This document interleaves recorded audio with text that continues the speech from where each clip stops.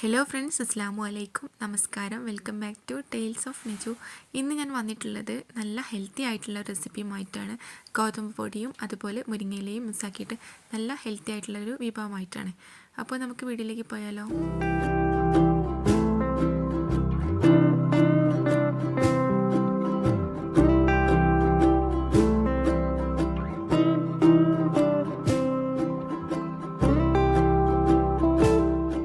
അപ്പോൾ ഈ ഒരു റെസിപ്പി ഉണ്ടാക്കാനായിട്ട് ഞാനൊരു 1.5 കപ്പ് ഗോതമ്പ് പൊടിയാണ് എടുത്തിട്ടുള്ളത്.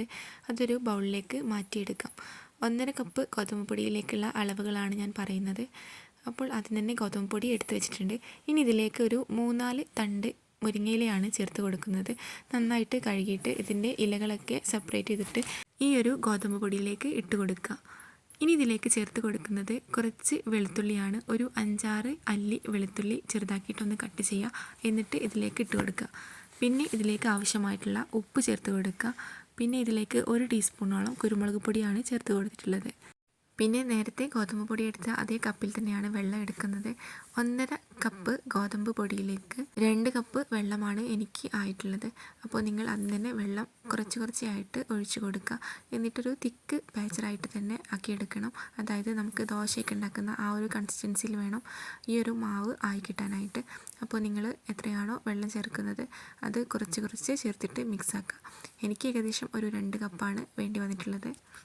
ഇതിലേക്ക് വെള്ളം ഒഴിച്ച് കൊടുത്ത ശേഷം നന്നായിട്ട് മിക്സാക്കി എടുക്കുക.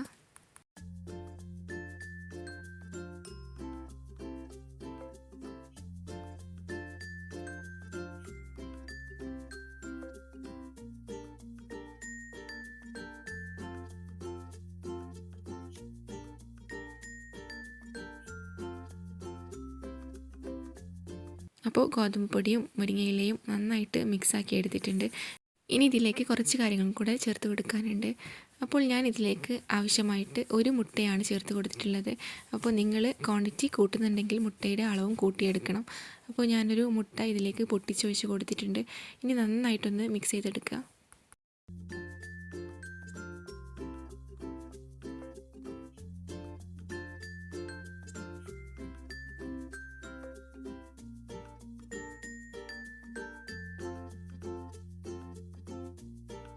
ഇപ്പോൾ മുട്ട നന്നായിട്ട് മിക്സ് ചെയ്തെടുത്തിട്ടുണ്ട്. ഇനി ഇതിലേക്ക് ഒരു ഫ്ലേവറിന് വേണ്ടിയിട്ട് ചിക്കൻ മസാലയാണ് ചേർത്ത് കൊടുക്കുന്നത്. ഒരു 1/2 ടീസ്പൂണോളം ചിക്കൻ മസാലയാണ് ചേർത്ത് കൊടുത്തിട്ടുള്ളത്. ഇനി വീണ്ടും നന്നായിട്ട് എല്ലാ ഭാഗത്തേക്കും എത്തുന്ന പോലെ മിക്സാക്കിയെടുക്കുക. ഇപ്പോൾ നമ്മുടെ ബാറ്റർ റെഡി ആയിട്ടുണ്ട്. ഇത് ബ്രേക്ക്ഫാസ്റ്റ് ആയിട്ടും ഡിന്നറായിട്ടൊക്കെ കഴിക്കുന്ന നല്ല ഹെൽത്തി ആയിട്ടുള്ള ഒരു റെസിപ്പിയാണ്. അപ്പോൾ നമുക്ക് ഈ ബാറ്ററിൻ്റെ കൺസിസ്റ്റൻസി ഒന്ന് നോക്കാം. ഇതുപോലെ ആയി കിട്ടണം. അതായത് ഒരു ദോശമാവിൻ്റെ അതേ ഒരു തിക്നെസ്സിലുള്ള ബാറ്ററായി കിട്ടണം.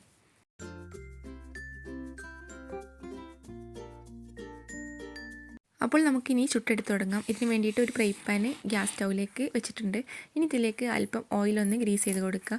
എന്നിട്ട് നമ്മൾ ദോശയൊക്കെ ഒഴിക്കുന്ന പോലെ ഒരു തവി ഉപയോഗിച്ചിട്ട് ഒഴിച്ച് കൊടുക്കുക. ഒഴിച്ച് കൊടുക്കുമ്പോൾ ഫ്ലെയിം മീഡിയത്തിലിട്ടിട്ട് വേണം ഒഴിച്ച് കൊടുക്കാനായിട്ട്. ഇല്ലെങ്കിൽ നമ്മളിങ്ങനെ ഒഴിച്ച് കൊടുത്തിട്ട് കറക്കിയെടുക്കുന്ന സമയത്ത് അത് പറ്റി പിടിച്ചിട്ട് ശരിക്കും ഒന്ന് കറക്കിയെടുക്കാൻ പറ്റില്ല. അപ്പോൾ നമ്മൾ ആദ്യം മാവ് ഒഴിച്ച് കൊടുത്ത ശേഷം പിന്നെ അല്പനേരം ഒരു 2 മിനിറ്റ് ഒന്ന് മൂടി വയ്ക്കുക. അതിനുശേഷം ഇതിൻ്റെ മുകളിൽ അല്പം ഓയിലൊന്ന് ഗ്രീസ് ചെയ്ത് കൊടുക്കുക. എന്നിട്ട് ഇത് സാവധാനം ഒന്ന് മറച്ചെടുക്കുക. പിന്നെ ഒരു വശം കൂടെ മറച്ചെടുത്ത് കഴിഞ്ഞാൽ നല്ല ടേസ്റ്റി ആയിട്ടുള്ള നല്ലൊരു ബ്രേക്ക്ഫാസ്റ്റ് റെഡി ആയിട്ടുണ്ട്. നമുക്ക് ലഞ്ചിനും അതുപോലെ തന്നെ ഡിന്നറിനൊക്കെ യൂസ് ആക്കാം. പിന്നെ ഷുഗർ പേഷ്യൻസിനൊക്കെ എപ്പോഴും ചപ്പാത്തി കഴിച്ച് മടുക്കുമ്പോൾ ഇതുപോലെ ഒന്ന് വെറൈറ്റി ട്രൈ ചെയ്ത് കൊടുക്കുക. പിന്നെ ഇലക്കറികൾ കഴിക്കാൻ മടിക്കുന്ന മക്കൾക്കൊക്കെ ഇതുപോലെ ചെയ്ത് കൊടുത്താൽ അവർക്ക് നല്ല ഹെൽത്തി ആയിട്ടുള്ളൊരു ഫുഡ് ആവുകയും ചെയ്യും. പിന്നെ നല്ല സിമ്പിളായിട്ട് ഉണ്ടാക്കിയെടുക്കുകയും ചെയ്യാം.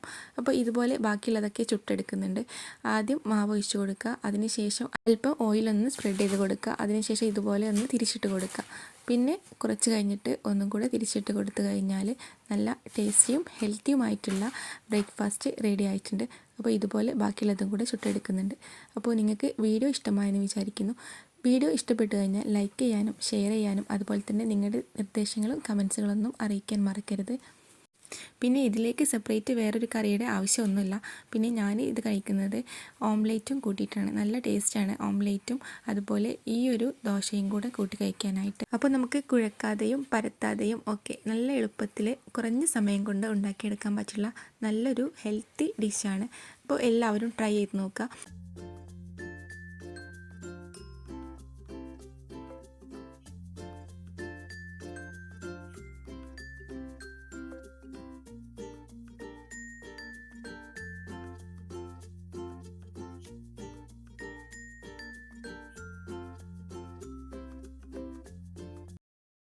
അപ്പോൾ ഇൻഷാ അല്ലാ മറ്റൊരു വീഡിയോയുമായിട്ട് വീണ്ടും വരാം. അതുവരേക്കും ബൈ.